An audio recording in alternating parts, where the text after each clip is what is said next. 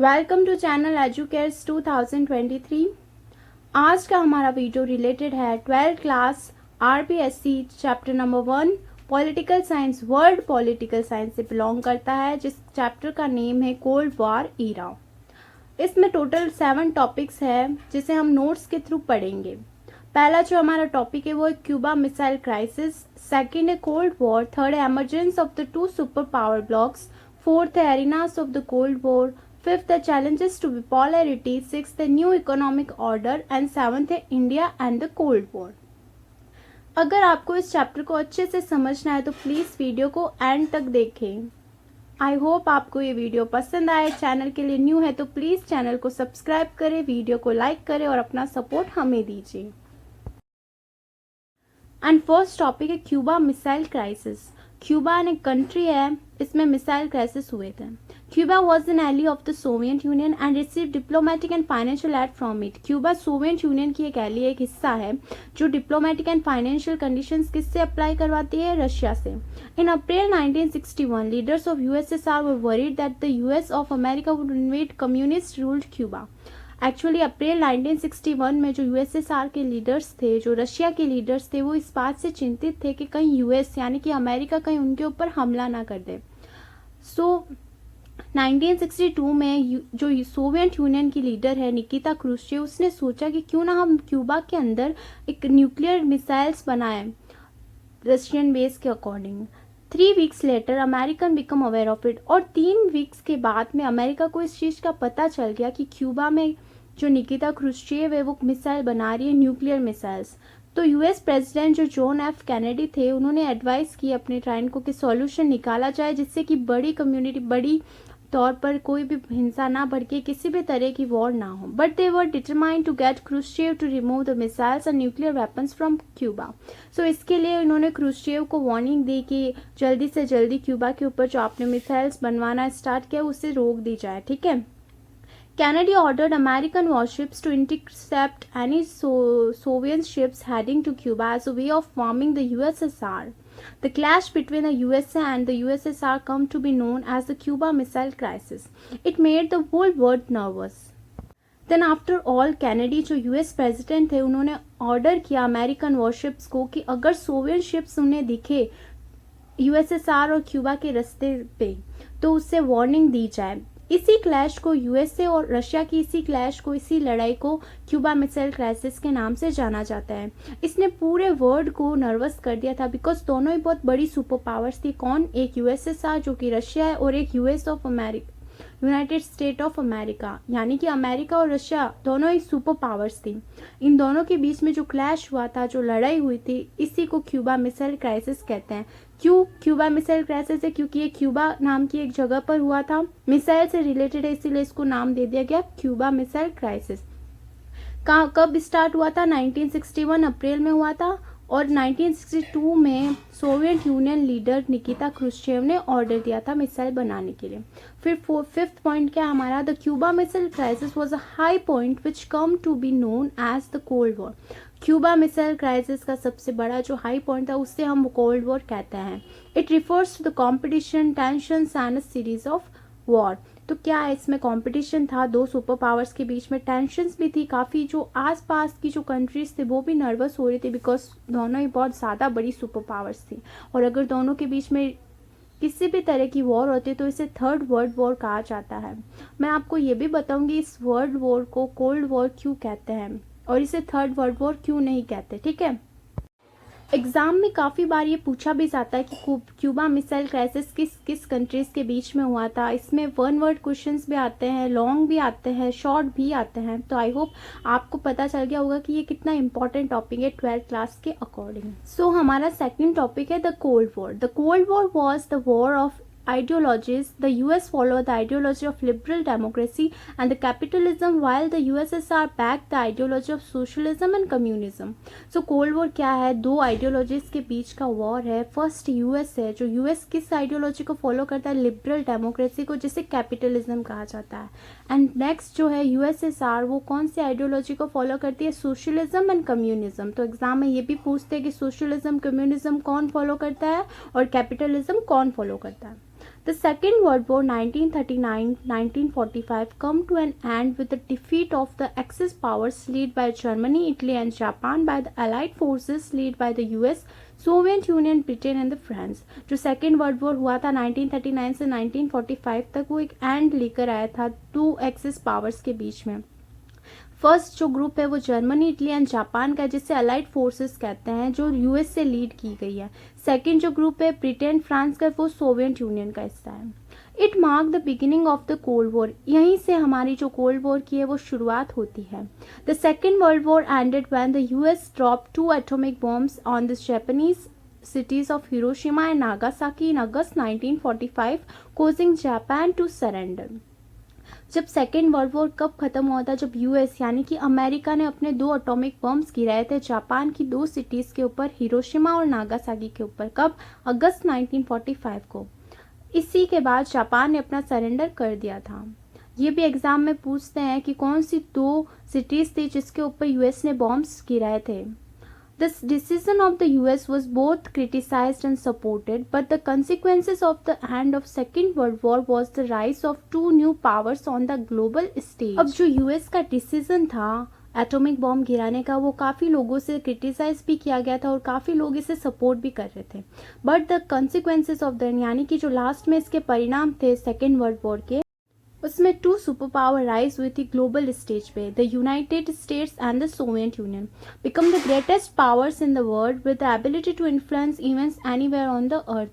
2 super power है, एक US है एंड रशिया है, सोवियत यूनियन। तो याद रखिए, यूएस का मतलब America and the Soviet Union का मतलब रशिया। ये दोनों ही बहुत सबसे बड़ी ग्रेटेस्ट पावर थी पूरे वर्ल्ड में, और ये अर्थ पर कहीं पे भी अपना राज करने में बिल्कुल एबल थी। But the Cold War, in spite of being an intense form of rivalry between great powers, and remained a cold and not hot or shooting war. It was due to the logic of deterrence. So ये line हमें answer करती है कि इसे world war की जगह cold war क्यों कहा जाता है ना। सो इसे कोल्ड वॉर इसीलिए कहा जाता है कि ये ना तो ज़्यादा हॉट है ना ज़्यादा शूटिंग वॉर है, इसमें कोल्ड भी है, इसीलिए इसके पीछे एक लॉजिक लगाया गया था, the logic of deterrence. The logic of deterrence means क्या होता है? When both the sides have the capacity to respond against an attack and the cause so much destruction that neither can afford to initiate war. So logic of deterrence का मतलब क्या होता है? दोनों ही super powers थी जो capacity में बिल्कुल कैपेबल, दोनों इक्वल लेवल पर कैपेबल थी। दोनों को पता है कि अगर दोनों एक दूसरे के प्रति अगेंस्ट वॉर करती है, अटैक करती है, तो जो इसका परिणाम होगा, जो इससे डिस्ट्रक्शन फैलेगी, वो दोनों के लिए अफोर्डेबल नहीं होगी। The two superpowers and their alliance were expected to behave as rational and responsible to each other. तो इन दोनों ही सुपर पावर्स को पता है कि ये दोनों ही एक दूसरे के लिए रेस्पॉन्सिबल भी और रैशनल भी हैं। दोनों के जो लेवल्स थे वो इक्वालिटी पे बेसिस थे। तो किसी को नहीं पता था कि अगर ये वर्ल्ड वॉर होता भी है, कोल्ड वॉर होता भी है, तो इसके रिजल्ट्स क्या होंगे, दोनों में से कौन सी सुपर पावर जीतेगी। सो हमारा नेक्स्ट टॉपिक है the emergence of 2 super power blocks.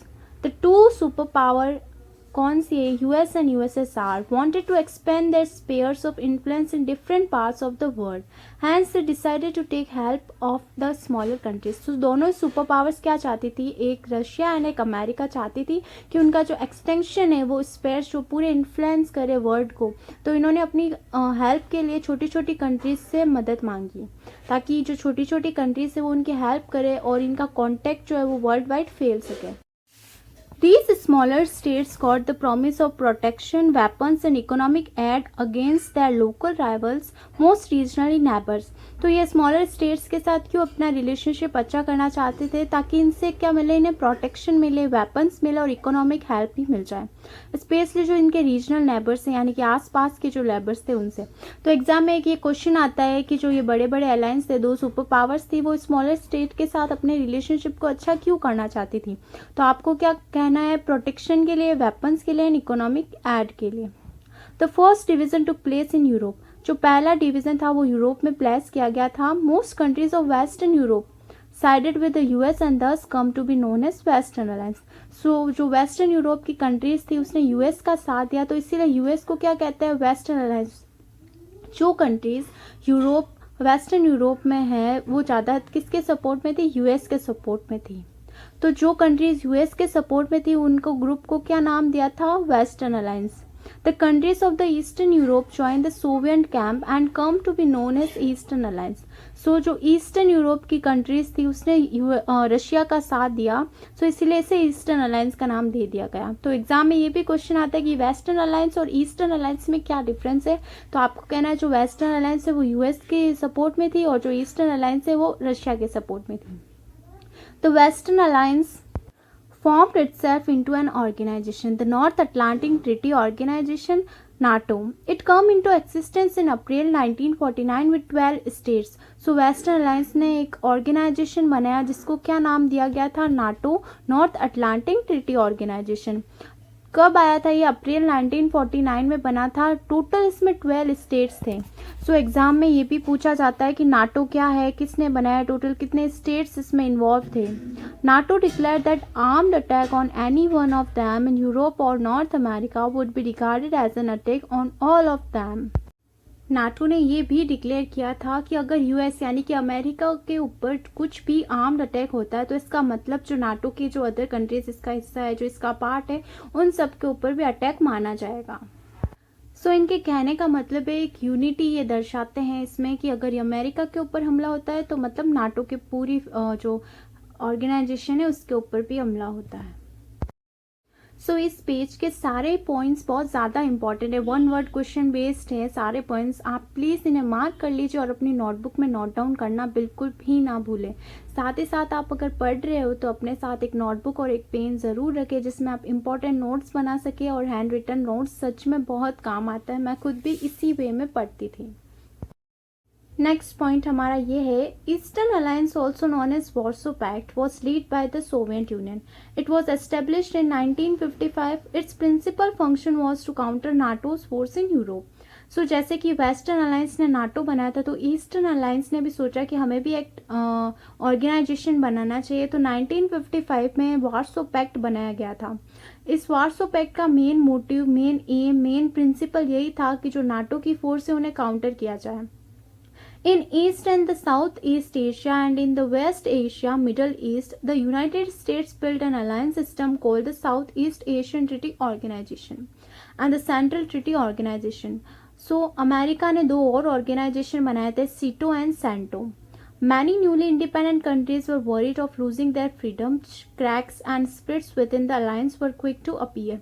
जो न्यू इंडिपेंडेंस कंट्रीज थी वो बहुत ज़्यादा चिंतित थी, बहुत ज़्यादा वरीड थी कि कहीं उन्हें अपनी आज़ादी जो अभी रिसेंटली मिली वो उन्हें वापस ना खो दे.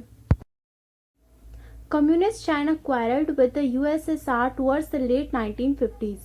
The other important development was the non-alignment movement. जो कम्युनिस्ट चाइना थी, यूएसएसआर के साथ उसके रिलेशनशिप अच्छे नहीं थे. क्वारल का मतलब होता है यहाँ पे लड़ाई करना. कब से, लेट 1950 से चल रही थी. इसी वजह से एक और नया ग्रुप बना था जिसका नाम था non aligned movement. Name actually ऐसा ऑर्गेनाइजेशन था जो ना तो अमेरिका के सपोर्ट में था ना यूएसएसआर के सपोर्ट में था. ये बिल्कुल फ्रीडम ऑर्गेनाइजेशन था, यानी कि जैसी ऐसी कंट्रीज जो कि ना तो अमेरिका के सपोर्ट में ना यूएस के सपोर्ट में, यूएसएसआर के सपोर्ट में, वो नेम का हिस्सा बन सकती हैं. The smaller countries were of more help to the super powers. जो छोटी छोटी कंट्रीज थी वो सुपर पावर कंट्रीज के लिए काफ़ी ज़्यादा हेल्पफुल बन रही थी. अब नेक्स्ट है हमारा arenas of the cold war. The arenas of the cold war refers to areas where crisis and war occurred or threaten to occur between the alliance system but did not cross certain limits. Arenas मतलब क्या है, cold war areas जो refer करती है जिसमें crisis के बारे में हम बात करते हैं. थ्रेटन यानी कि डर, भय, एक तरह से हिंसा भड़कना दोनों अलायंसेस के बीच में. The cold war was also responsible for several shooting Wars. Cold war अपने रेस्पॉन्सिबल भी है, काफ़ी सेवरल शूटिंग वॉर्स भी हुई थी इसके अंदर. The two super powers are poised for direct encounter in Korea 1950-53 Berlin. तो दोनों ही सुपर पावर्स को इसके लिए भी रेस्पॉन्सिबल ठहराया गया. कोरिया में 1950 और 1953 बर्लिन में एनकाउंटर्स हुए थे. 1958 और 62 में कॉन्गो के अंदर और सेवरल अदर प्लेसेस पे भी एनकाउंटर्स हुए थे. Jawaharlal Nehru, one of the key leader of NAM, played a key role in mediating between the two Koreas. In the Congo crisis the UN secretary general played a key mandatory role. Jawaharlal Nehru जो कि name के एक बहुत ही अच्छे leaders थे, जो हमारे India से ही बिलोंग करते हैं, उन्होंने काफ़ी अच्छा रोल प्ले किया था। दो कोरिया और कॉन्गो के अंदर जो एनकाउंटर्स हुए थे उनमें मेडिएटिंग यानी कि जो बीच के जो सेक्रेटरी के रूप में काम किया था, यूएन सेक्रेटरी ने भी काफ़ी अच्छा रोल प्ले किया था इसमें। The US and USSR decided to collaborate in limiting or eliminating certain kinds of nuclear and non-nuclear weapons। Russia और अमेरिका ने ये डिसाइड किया कि वो अपनी लिमिट्स भी तय करेंगे कि किस हद तक वो अपने न्यूक्लियर वेपन्स का यूज़ कर सकते हैं। The two sides signed 3 significant agreements with in a decade. तो दोनों ही जो सुपर पावर्स थी उन्होंने एग्रीमेंट साइन किए थे। कितने एग्रीमेंट साइन किए थे? 3 किए थे। LTBT, NPT, ABMT, limited test ban treaty, nuclear non proliferation treaty, anti ballistic missile treaty. तो ये 3 ट्रीटी उन्होंने साइन की थी ताकि जो अपनी वॉर की लिमिट से वो तय कर सकें। इस ट्रीटी को करने का मेन मकसद ये था कि ज़्यादा इससे तबाही ना फैले, क्योंकि दोनों ही सुपर पावर्स न्यूक्लियर पावर्स में भी काफ़ी ज़्यादा डेवलप थी। सो इसी की वजह से दोनों को पता था कि जो इनके रिजल्ट्स होंगे वो काफ़ी ज़्यादा भयंकर होंगे। और यहाँ तक पहले ये भी कहा जाता था कि अगर थर्ड वर्ल्ड वॉर होती है तो जो हमने जो डेवलप किया हमारे अंदर टेक्नोलॉजीज वो हमें वापस स्टार्टिंग से स्टार्ट करनी पड़ेगी। सो नेक्स्ट जो टॉपिक है हमारा वो है challenge of bipolarity. Non alignment movement offered the newly decolonized countries of Asia, Africa and Latin America a third option। So मैंने पहले बताया था दो तो हमारे पास ऑप्शन है ही, या तो यूएस के साथ या फिर अमेरिका के साथ, लेकिन जो थर्ड ऑप्शन लेकर आया था वो नेम लेकर आया था जिसमें ऐसी न्यूली डिकोलोनाइज्ड कंट्रीज जो एशिया, अफ्रीका और लैटिन अमेरिका से बिलोंग करती है वो ना तो रशिया का साथ देना चाहती है, जो ना ही अमेरिका का साथ देना चाहती है, वो किस में शामिल हो जाती है? नैम के अंदर। NAM was founded by 3 leaders. 3 leaders ने नेम को फाउंड किया था। यूगोस्लेविया के जोसेफ ब्रोज टिटो ने, इंडिया के जवाहरलाल नेहरू ने और इजिप्ट के लीडर कर्नल अब्दुल नासर ने।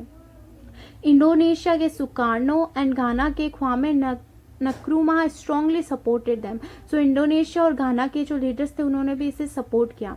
The first name summit was held in 1961। So name की जो फर्स्ट समिट हुई थी वो हुई थी 1961 में बेलग्रेड के वहाँ पे। Non alignment neither means isolationism और neutrality. It played a role in mediating between the two rival alliance. So non alignment का मोटिव ये नहीं था कि ना तो आइसोलेशनिज्म रहे ना न्यूट्रलिटी रहे। मतलब आइसोलेशनिज्म मीन्स क्या होता है कि उसमें ना तो पार्टिसिपेट करना, और न्यूट्रलिटी मीन्स उससे बिल्कुल दूर रहना। ये की रोल प्ले करती है दोनों के बीच में। Mediating between the two rival alliances यानी कि दोनों राइवल अलायंसेस यूएस और यूएसएसआर के बीच में मीडिएटिंग का रोल प्ले करते हैं। Next, new international economic order. नया अंतर्राष्ट्रीय आर्थिक ऑर्डर क्या आया था उस समय? The challenges for the newly decolonised countries was to become more developed economically and to lift their people out of poverty. So सबसे बड़ा जो चैलेंज उस समय क्या था डिकोलोनाइज्ड कंट्रीज के लिए? इकोनॉमिकली डेवलप्ड होना, यानी कि जो फाइनेंशियली कंडीशंस थी उनकी इतनी ज़्यादा पुअर नहीं होनी चाहिए। New international economic order originated with this realisation. इसी रियलाइजेशन की वजह से न्यू इंटरनेशनल इकोनॉमिक ऑर्डर को बनाया गया। The United state nation conference on trade and development UNCTAD brought out a report in 1972 entitled Towards a New trade policy for development. So 1972 में एक report आई थी ट्रेड एंड डेवलपमेंट के ऊपर US की, towards a new trade policy for development. एक नई trade policy लेकर आई थी डेवलपमेंट के लिए। The nature of non alignment change to give greater importance to economic issues as a result NAM become an economic pressure group. So जो non alignment countries थी वो economic pressure group में सबसे बड़ी सपोर्टिव थी economic issues से related. So next जो हमारा है वो है India and the cold war. अब इंडिया क्या रोल प्ले करता है कोल्ड वॉर के अंदर? India followed a two way policy regarding the cold war. It did not join any of the alliance and राइज्ड। So India ने 2-वे पॉलिसी रिगार्डिंग को join किया था कोल्ड वॉर के अंदर। ये ना तो दोनों अलायंस के सपोर्ट में था ना इसके अगेंस्ट में था। voice against the newly decolonized countries becoming part of these alliances. The policy of India was not fleeing away, but was in favor of actively intervening in the world affairs to soften Cold War rivalries. So India क्या चाहता था ना तो वो इस result से fling away यानी कि दूर भागे, ना इससे ज़्यादा इंटरफेयरिंग करे. The non-alignment gave India the power to take international decisions. Name India कौन से ऑर्गेनाइजेशन का हिस्सा था? नेम का नॉन अलाइनमेंट ग्रुप का हिस्सा था. सो ये इससे इंडिया को ये पावर देता था कि इंटरनेशनल डिसीजन में भी इंडिया भी एक की रोल प्ले करें. India's policy of non-alignment was criticized on a number of counts, but still it has become both an international movement and a core of India's foreign policy. So India की जो ये policy थी name से related वो काफ़ी लोगों के द्वारा क्रिटिसाइज भी की बट फिर भी इंडिया इस पॉलिसी का हिस्सा बना रहा था, नेम का एक हिस्सा बना रहा था इंटरनेशनल मूवमेंट के बेसिस पर. सो इंडिया ने भी काफ़ी अच्छा रोल प्ले किया है. क्वेश्चन आता है भी ये एग्जाम में कि इंडिया का कोल्ड वॉर में क्या रोल प्ले था. तो आपको ज़्यादा नहीं है, बस ये 5 पॉइंट लिख देने हैं इंडिया के बारे में और कोल्ड वॉर से रिलेटेड, इंडिया के इश्यूज़ से रिलेटेड. ठीक है. सो फ्रेंड्स, अगर आप चाहते हैं कि इस चैप्टर के ऊपर मैं क्वेश्चन आंसर बेस्ड भी एक वीडियो लेकर आऊँ तो प्लीज़ कमेंट कर ज़रूर बताएं, जिससे कि मुझे पता चले कि आपको सीरियस में इंटरेस्ट आ रहा है या नहीं आ रहा है. इस वीडियो को एंड तक देखने के लिए thank you. Thanks for watching educates 2023. Video को लाइक करें, शेयर करें और सब्सक्राइब करना ना भूलें.